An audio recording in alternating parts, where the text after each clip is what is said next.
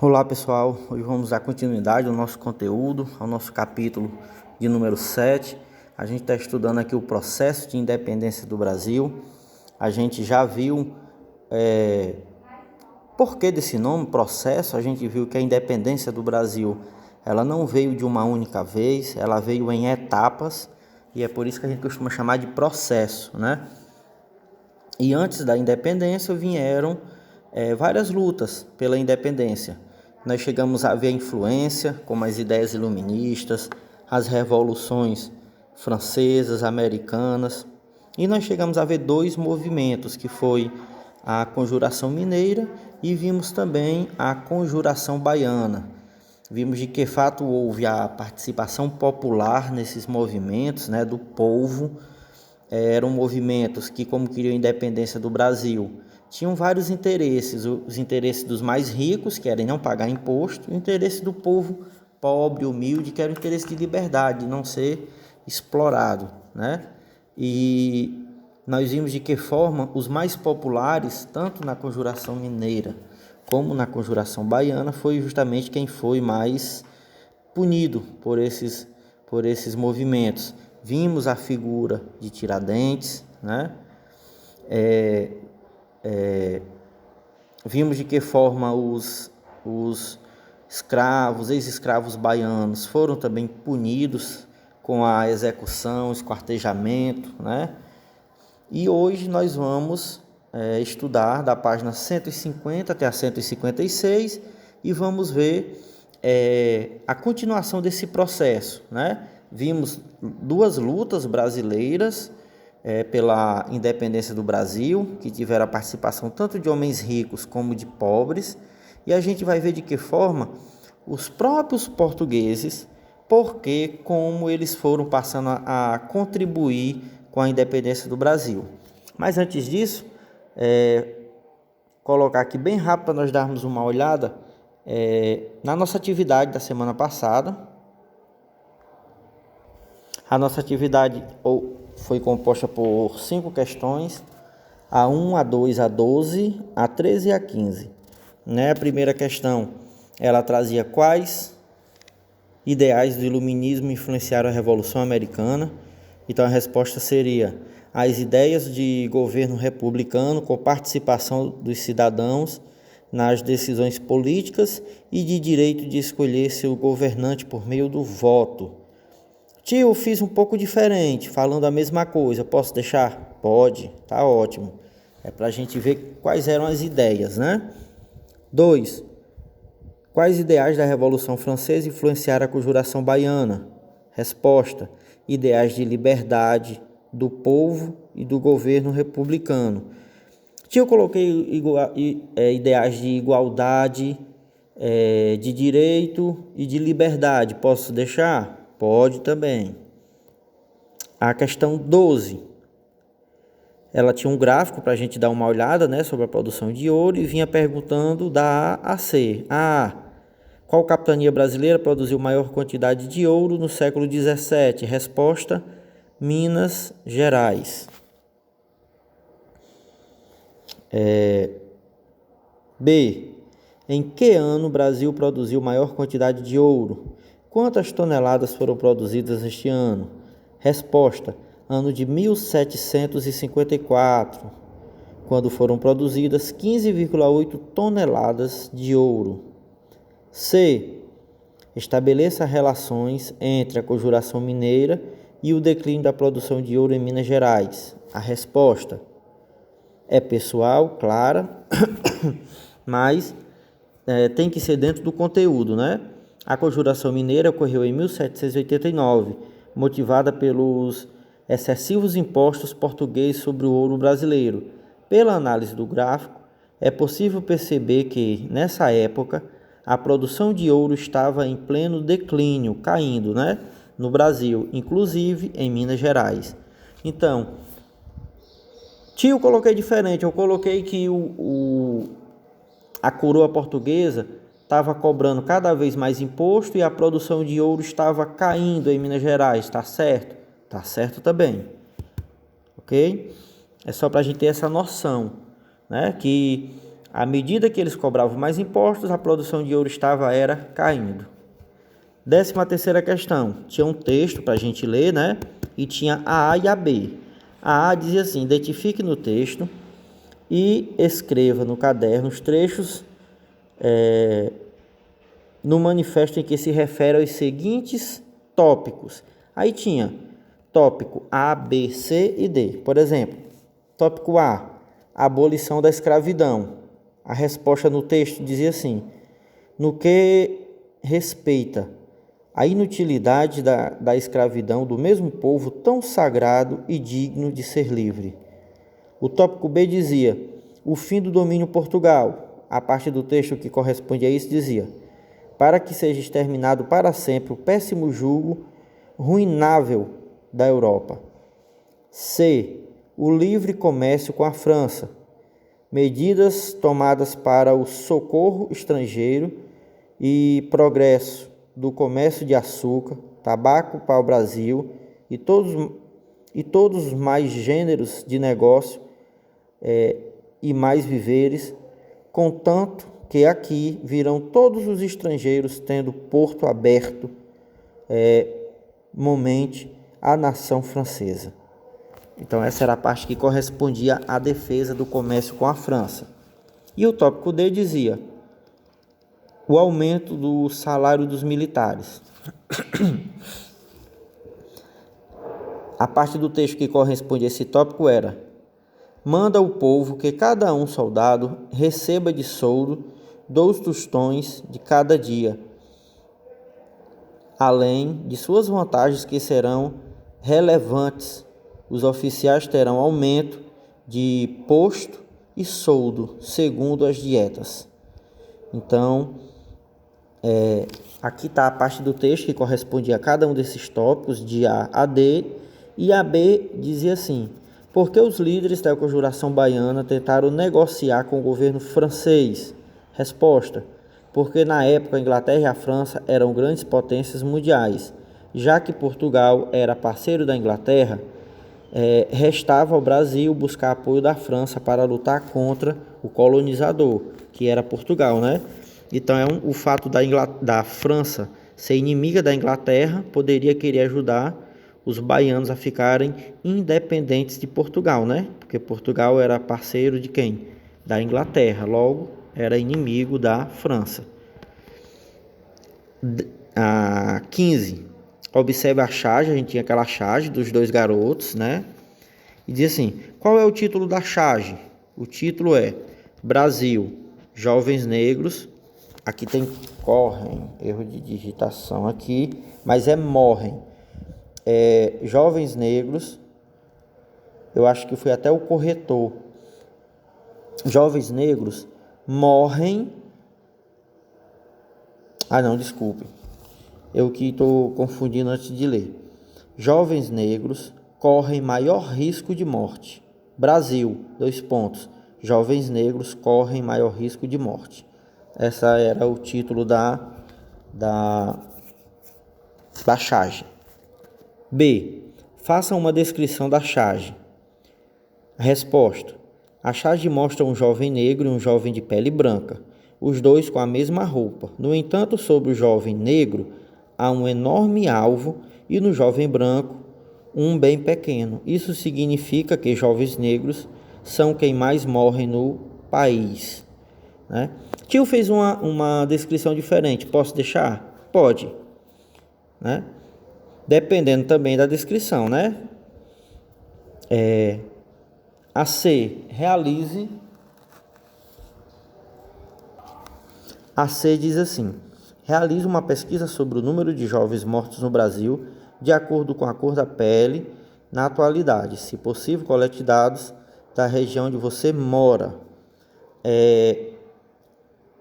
No site G1 da Globo tinha uma pesquisa, né, sobre esses dados, e eu peguei apenas a parte mais geral.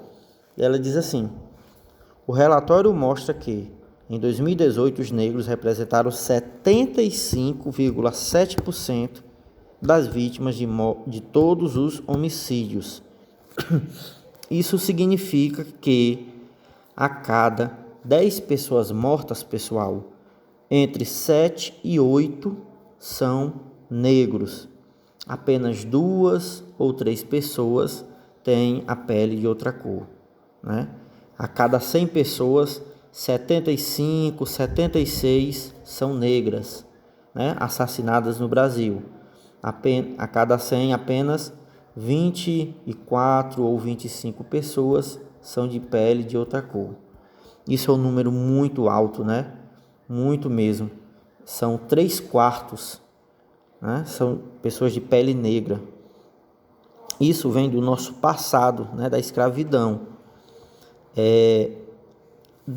Existem pessoas que afirmam que no Brasil o preconceito contra afro-brasileiros não existe, pois a escravidão já foi abolida há cerca de 130 anos.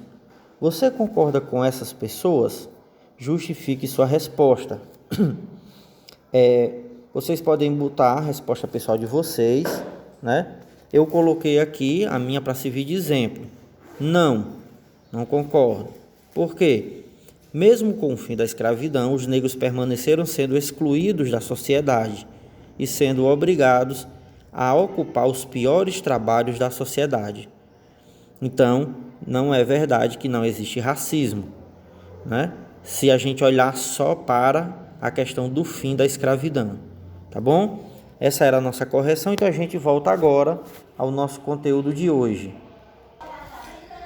Então, pessoal, a gente vai ver aqui algumas transformações que vieram e mudaram profundamente a história do Brasil. A história do Brasil sempre foi assim muito cheia de coisas inesperadas. Uma delas, algo assim inesperado na história, por exemplo, é um rei junto com toda a família dele e com toda a corte, que eram as pessoas consideradas nobres, fugirem do seu país para se refugiar em uma colônia, né? Até que já tinha se visto um rei sair da sua terra, fugido, mas para uma colônia, não. Por quê? Porque a colônia era aquele território visto como inferior, era dominado, né, por aquele país. Então, fugir para um território inferior, considerado inferior, né, era como se dissesse assim, está se rebaixando, né, na forma de pensar deles. E isso aconteceu na história do Brasil. Por quê? Com o bloqueio continental, o que foi o bloqueio continental? Todo mundo lembra lá no capítulo da Revolução Francesa que Napoleão impôs à Europa inteira um bloqueio. Ninguém poderia estabelecer comércio com a Inglaterra. Mas aí alguns países teimaram. Um desses países foi Portugal. E qual foi a pena para esses países que continuaram tendo contato, comércio com a Inglaterra? Napoleão mandou que esses países fossem invadidos. E aí, quando Portugal foi invadido, a família portuguesa, a família real portuguesa, que a gente tem a imagem na época do rei de Portugal, Dom João, né, teve a seguinte alternativa: ou ser pego pelas tropas de Napoleão, ou fugir. Ele escolheu fugir de Portugal, né, para manter o seu poder, e o lugar escolhido para se refugiar foi justamente o Brasil, né? A América, no caso, a colônia portuguesa na América era o Brasil. E aí falam que a rainha de Portugal ficou brava com essa história, né? Aqui é apenas uma curiosidade, né? E o Brasil foi a quinta opção, né? E ela não se agradava de nenhum dos países, né? Dos lugares que Portugal tinha uma opção para fugir. Nem na Ásia, nem na África, o Brasil foi a quinta. E aí ela soltou a seguinte expressão: infelizmente teremos que fugir para o quinto dos infernos. E por isso ficou a expressão ainda hoje, né? Quinto dos infernos.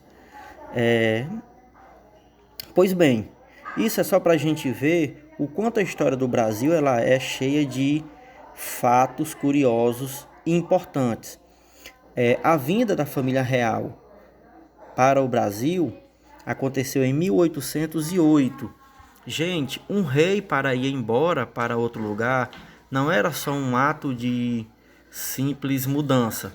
Quando um rei vai embora para outro lugar, vai embora tudo junto com o rei. Vai embora o poder, né? Ele vai levando para aquele lugar, porque ele vai administrar de onde ele estiver. Vai junto com ele as pessoas mais importantes daquele reino. Vai com ele os impostos, né? Tudo isso acompanha o rei. Então, tudo isso veio para o Brasil. E é por isso que foi uma mudança muito grande para o Brasil. A primeira coisa que mudou, já em 1808, foi assinado o Tratado de Abertura dos Portos. Ou seja, durante todo o período colonial, o Brasil só poderia comprar e vender alguma mercadoria de Portugal, de nenhum outro país. Mas como o rei agora estava no Brasil, né, não fazia sentido ele deixar o Brasil comercializando com Portugal, que estava ocupado pelas tropas de Napoleão. Então, foi assinado o Tratado de Abertura dos Portos, onde o Brasil poderia comercializar com qualquer outro país. E isso foi muito importante porque foi a abertura do Brasil para os outros países. E aí, o país que mais se aproximou do Brasil foi a Inglaterra, porque ela era amiga, né, parceira de Portugal, do rei de Portugal. Então foram assinados vários tratados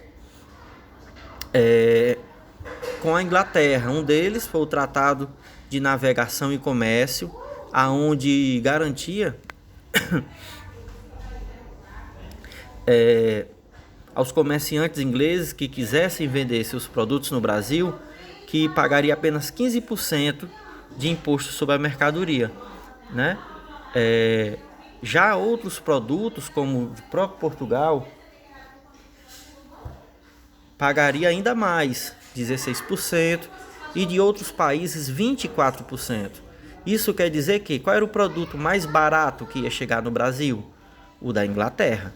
E todo mundo iria comprar qual? O mais caro ou o mais barato? O mais barato, né? Então era muita vantagem para a Inglaterra. Foi assinado também tratado de amizade e aliança entre os dois países, que a Inglaterra estava tentando forçar o Brasil a abolir a escravidão, né? O Brasil era um país escravocrata, né? Era a base da mão de obra brasileira, era a escravidão, e a Inglaterra queria abolir não por serem bonzinhos, mas porque queria que os negros que eram escravos no Brasil, que eram milhões e milhões, pudessem viver de outra forma para conseguir dinheiro e comprar produtos da Inglaterra, né? Era uma chance deles virarem o quê? Consumidores. E aí o Brasil assinou, mas não pôs fim à escravidão. Duas coisas muito importantes vão ajudar o Brasil a ficar cada vez mais independente. De 1808 a 1815, o Brasil virou a sede, né? O centro do governo português. Então isso quer dizer aquilo que eu já falei. Tudo que fazia parte da administração do Império Português veio para o Brasil. O rei, familiares, a corte, administradores, os impostos, tudo veio para o Brasil. No caso, a capital na época já era o Rio de Janeiro, né? Então o Brasil foi quem passou a administrar o Império Português, né? E não mais Portugal. E outra coisa foi que o Brasil cresceu tanto em autonomia com a chegada do rei aqui, que em 1815 a 1822 o Brasil deixou de ser uma colônia e passou a ser um reino amigo de Portugal, né? Então foi um reino unido a Portugal, fazia parte do Império Português, mas o Brasil agora era um reino também, e não apenas uma colônia. Isso já era um grau de autonomia maior ainda, né? Então, o Brasil deixou de ser colônia em 1815, né? O Brasil foi elevado a posto de reino.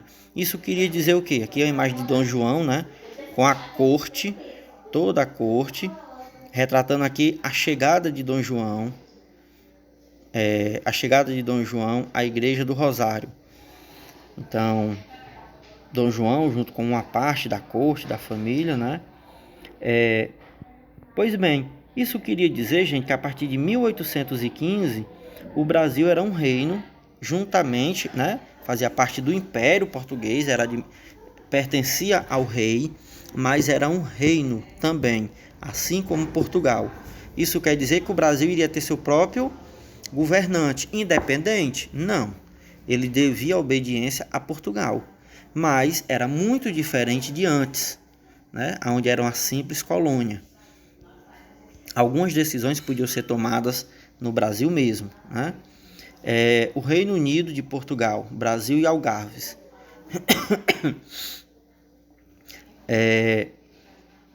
Continuando, né, com esse conteúdo. O Império Português ele era dividido em 3 reinos: Portugal, Algarves, que era na Índia, né? E depois veio o Brasil. O Império Português era dividido em 3 reinos: Portugal, Brasil e Algarves, que era na Índia, certo? O problema, gente, é que isso causou um descontentamento muito grande com os portugueses, com os europeus, né? Por quê? Porque eles queriam que o Brasil continuasse sendo uma colônia. Por quê? Enquanto o Brasil fosse colônia, todos os impostos eram mandados para Portugal, né? Inclusive, a Inglaterra estava pressionando Dom João que voltasse, né, para Portugal, que ele não podia administrar o Brasil, aliás, não podia administrar o Império do Brasil, que era uma colônia na época ainda, né? Então, qual foi a alternativa do rei? Ele foi muito rápido nisso, né? Ele transformou o Brasil, como eu já falei, num reino também, igualmente a Portugal. Por que ele fez isso? Porque ele não queria mais sair do Brasil. Toda a administração já estava no Brasil. Muitos portugueses vieram abrir comércio no Brasil e estavam ganhando muito dinheiro, porque do Brasil ficava mais fácil estabelecer comércio com a África, com a Índia, com a Europa. Portugal já ficava mais distante, né? Então o Brasil fica mesmo no centro, era mais fácil, né? Então muitos comerciantes não queriam voltar mais para Portugal, e os portugueses cada vez com mais raiva e pressionando o rei. E tudo isso aconteceu em 1815, porque foi em 1815 que Napoleão perdeu as batalhas para a Inglaterra, e aí Portugal voltou a ser da família real portuguesa, né? A chamada dinastia ou família dos Bragança. Dom João era, nessa época ainda era príncipe, né? Era justamente da família dos Braganças. Então, pessoal, esse era todo o contexto, né?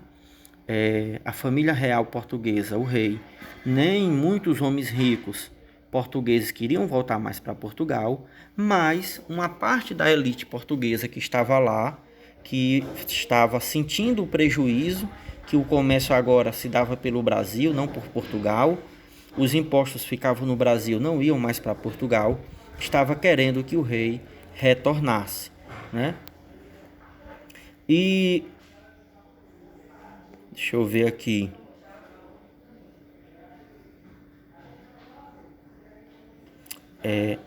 Muito importante destacar que as famílias ricas que foram surgindo no Brasil, elas queriam que o rei permanecesse, porque elas sabiam que se o rei voltasse para Portugal, o Brasil ia perder todos os benefícios. Os impostos iam ser mandados para Portugal, o comércio ia se realizar em Portugal e não mais no Brasil, certo? E aí um ponto, esse impasse vai permanecer, e em meio a esse impasse vai acontecer a Revolução Pernambucana. O quê? As elites de outras regiões do Brasil, distantes da capital do Rio de Janeiro se sentiam muito menosprezadas, pagavam muito imposto, o imposto ia para o Rio de Janeiro, ficava lá, né? E esses lugares não tinham nenhuma ajuda por parte do rei. Então esses lugares como Pernambuco, que era um dos lugares mais ricos do Brasil, devido à produção de açúcar, se sentia muito prejudicado. Pagava imposto, ia para o Rio de Janeiro e lá ficava. Todo esse dinheiro não voltava em nenhuma forma de ajuda para eles. Então eles começaram a espalhar ideias, né, de que Pernambuco deveria ser independente de Portugal ou da coroa, né, portuguesa, já que eles estavam no Brasil na época. E aí esses ideais de república, né, a ideia da Revolução Francesa, de uma república, um governo independente, que as pessoas fossem eleitas pelo voto, teve apoio de religiosos, como por exemplo o mais conhecido deles foi Frei Caneca. Eles montaram um exército não profissional, mas feito de pessoas, fazendeiros, ex-escravos, pessoas humildes. Eles derrotaram as tropas do rei em uma série de batalhas, e Pernambuco, Ceará, Paraíba e Pernambuco, Ceará, Paraíba e Rio Grande do Norte fundaram, né, um país durante esse tempo. Foi a chamada Revolução Pernambucana de 1817. Mas eles conseguiram ficar independentes apenas por alguns meses, de 2 a 4 meses. Depois disso, o governo de Portugal pediu ajuda à Inglaterra, que mandou soldados e acabou derrotando o movimento.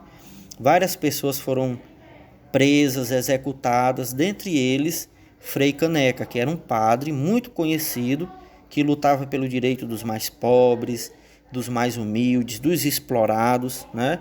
Ele foi executado a tiro, porque ninguém quis executá-lo na forca, né? Por ser um padre muito respeitado até mesmo entre os inimigos que defendiam Portugal. Ele acabou sendo executado a tiros em praça pública, né? Essa foi a Revolução Pernambucana. Lembram lá na aula passada que eu falava que a gente ia ver 3? Conjuração Mineira, Conjuração Baiana e Revolução Pernambucana. Essa é a terceira, né? E aí a gente chega aqui na página 155 e 156 para falar dos povos mais oprimidos na história do Brasil. O povo indígena e também o povo negro. A gente está vendo aqui que o Brasil estava conseguindo deixar de ser uma colônia, mas a situação nem dos índios nem dos negros mudou. Na verdade, a situação para os mais pobres, né, sempre foi basicamente a mesma no Brasil. Os índios, eles eram considerados povos inferiores, né, pelas famílias mais ricas do Brasil, pelos portugueses, bárbaros, e eles não podiam participar da política brasileira. Então os índios eram tidos como incapazes, tinham que ser comandados, né, pelos brancos, até mesmo porque muitos deles eram mortos para ter a terra roubada, eles eram escravizados. A nossa região aqui do Baixo Jaguaribe era uma região que tinha muitas tribos indígenas, e hoje a gente não vê nenhuma. Por quê? Todos eles foram mortos, as terras foram tomadas para a criação de gado, né? A mesma coisa com os negros. O Brasil estava ficando independente, mas havia milhões de negros na posição de escravizados.